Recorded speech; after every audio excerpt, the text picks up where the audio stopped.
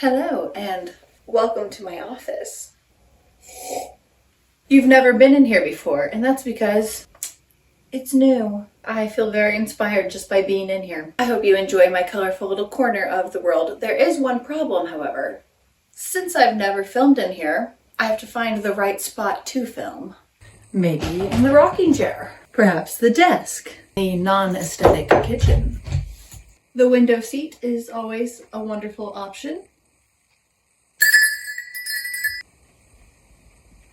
At the end of the day, I think the hummingbird couch is where we will find ourselves. Welcome to a new series that I'm starting called Office Hours, where I bring you into my little office and we craft and work together as I try to build this business of women's apparel. Today on the agenda, I'm going to be working on a tech pack to send to a manufacturer that I have really high hopes for. They have all of the certifications. They're in Europe, so they're under the European work laws. They look pretty good. I've been let down a couple times already, so let's get to working and I'll bring you along with me. For anyone who doesn't know, a tech pack is short for technical packet, where you have all of the specifications and style lines for whatever it is that you're designing. The tech pack is basically just your specifications, your style lines, what makes your garment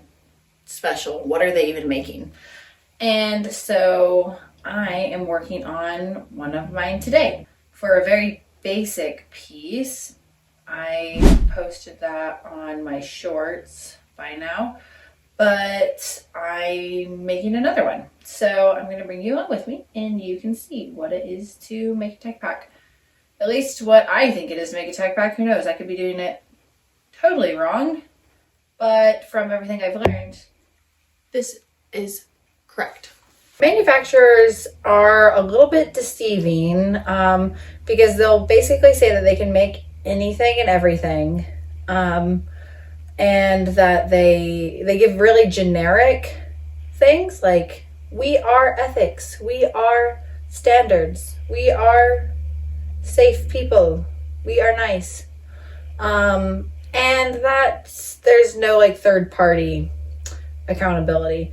And when you ask, you can't really ask about proof, like, really, are you?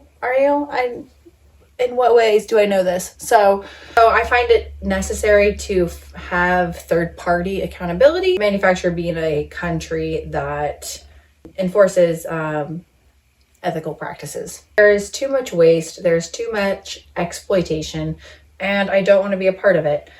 I've wanted to design a brand for a long time, outsource my designs to actually build a clothing line.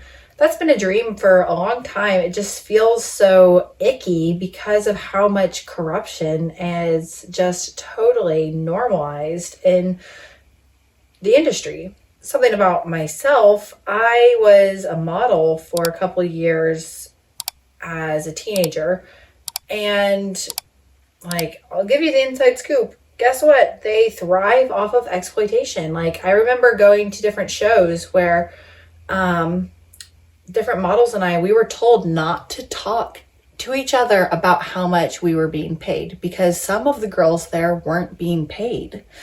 And there's all fine and good that some things are for exposure, but yeah, a lot of things are not just for exposure. Who are you even being exposed to? A lot of the shows that I was in, there was not any type of mega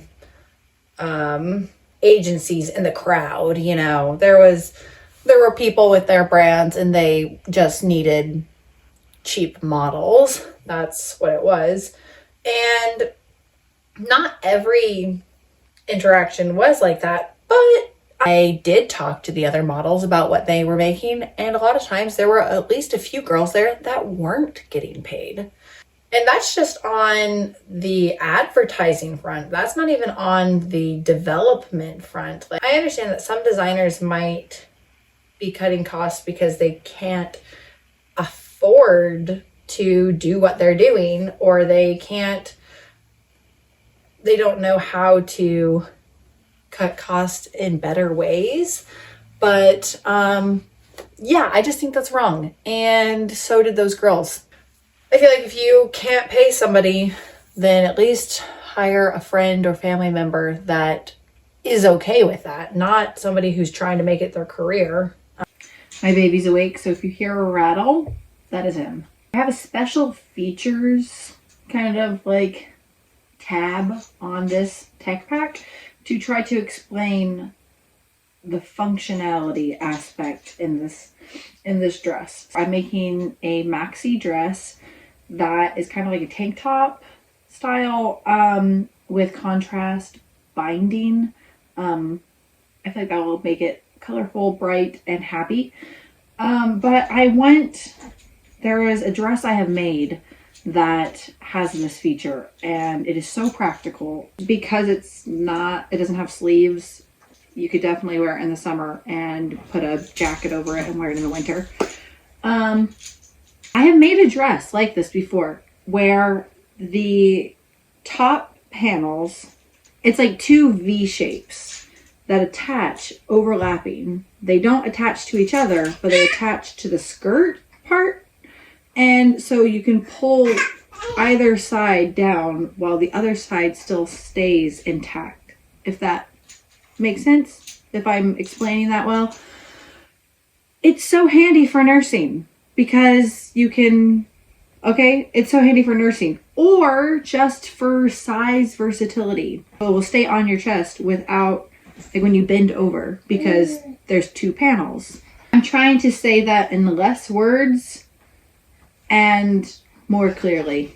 So once I got the basic lines and size charts, special features, everything listed that I wanted, I looked up on Pinterest a couple color palettes that I like for inspiration. Then I went on the Pantone website and chose a couple complementary colors for the dress and the contrast binding. Here's what I have right now, and I'll put the finishing touches on it before I send it to the manufacturer. Thank you so much for joining me today in my new beautiful, colorful office. I hope you enjoyed our working together. Bye. If you see a pile of elk or deer skulls out one of these windows, just ignore that, or take it as a sign of masculinity. I live in the Rocky Mountains, and that is the number one sign of being a man. You must have a pile of antlers and skulls underneath a tree in your backyard. So, be forewarned.